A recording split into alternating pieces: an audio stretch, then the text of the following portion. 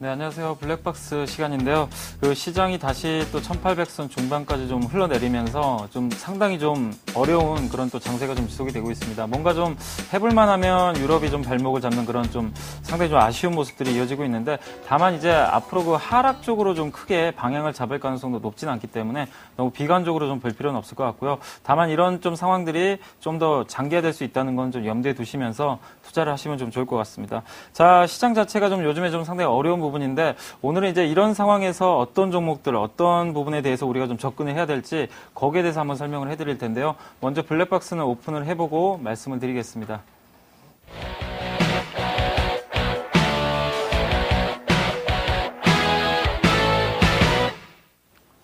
네, 상당히 좀 불확실한 상황입니다. 마치 그 앞에 그 안개가 자욱하게 좀 낄 정도로 모든 게 지금 보이지가 않을 정도로 지금 상당히 그 투자하기가 좀 어려운 상태입니다. 유럽에서 간밤에 무슨 일이 일어날지도 모르기 때문에 투자들이 어떤 그 갈팡질팡할 수밖에 없는 그런 상황들이 좀 연속이 되고 있는데, 이런 상황 속에서 우리가 결국 그 어떤 그 투자를 하는 데 있어서는 지금 당장은 장기적으로 좀 눈앞에 어떤 부분들이 보이지 않기 때문에 바로 지금 앞에 보이는 그런 어떤 모멘텀을 좀 쫓아서 매매할 수밖에 없는 그런 상황입니다. 그래서 그런 부분들에 대해서 오늘 한번 좀 설명을 해드릴 텐데요. 제가 이제 단기 모멘텀에 좀 주목하자고 말씀드리는 이유는 뭐냐면은, 일단 세계의 금융시장 자체가 지금 여전히 안개 속에 좀 빠져 있습니다. 지금 뭐 도저히 앞을 볼 수가 없을 정도로 상당히 좀 어려운 국면인데, 미국하고 중국은 좀 서서히 좀 개고 있습니다. 이 날씨 자체가 흐렸다가 특히 이제 미국의 어떤 경제 지표도 좋아지고 있고, 중국도 이번에 물가 지수가 좀 안정화되면서 이제 본격적으로 좀 긴축을 좀 완화할 것이다라는 어떤 기대감들이 좀 나오고 있기 때문에 미국과 중국은 이제 우리가 어느 정도 좀 기대할 수 있는 부분들이 나오고 있습니다. 다만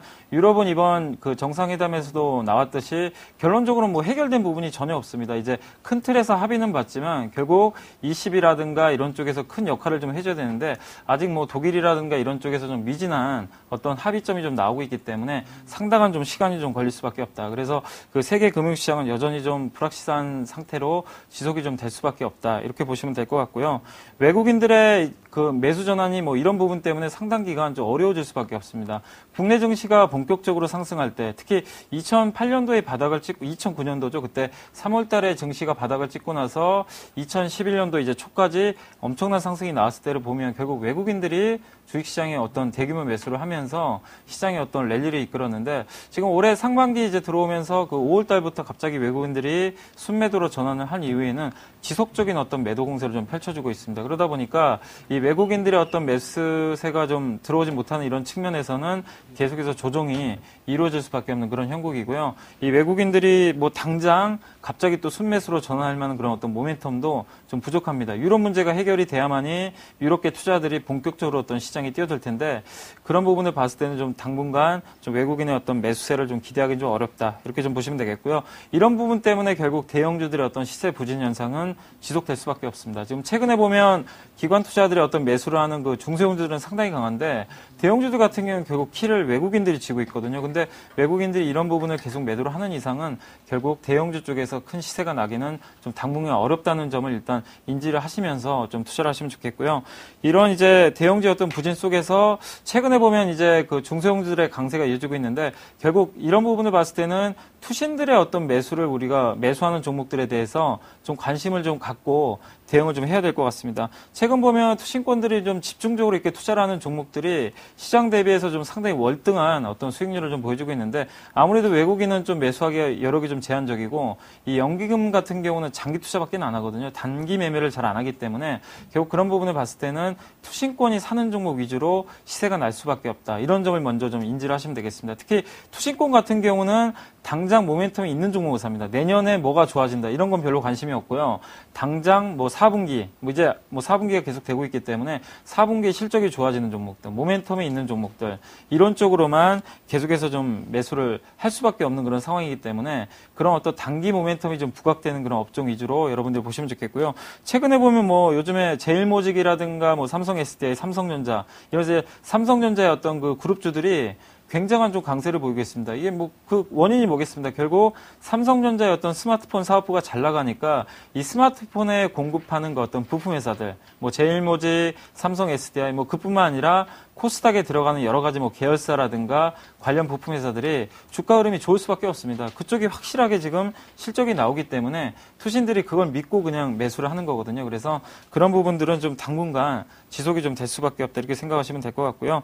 반도체라든가 LCD 관련주들은 또 어떻습니까? 굉장히 약하죠. 그렇기 때문에 이런 쪽을 봤을 때는 그 같은 IT 업종이지만 결국 잘 나가는 업종과 못 나가는 업종이 좀 차별화가 될 수밖에 없다. 이렇게 생각을 하시면 될 것 같습니다. 그래서 여러분들께서 투자를 하실 때 좀 상당히 지금 어렵지만 매일매일 이 시장이 좀 끝나고 났을 때 장 마감 후에 항상 하실 일은 뭐냐면은 오늘 과연 어떤 종목에 대해서 투신권이 집중적인 순매수를 했느냐 그런 부분들을 항상 매일 좀 장 끝나고 체크를 하시면 되겠습니다. 그래서 제가 이제 오늘도 그런 부분에 대해서 한번 좀 체크를 하고 좀 왔는데요.